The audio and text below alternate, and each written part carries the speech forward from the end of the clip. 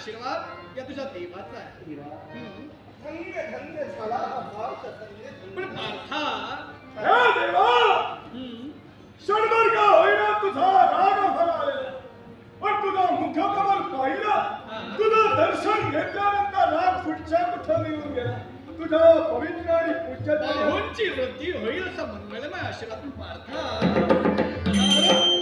काय पाहतोय मी नेहमी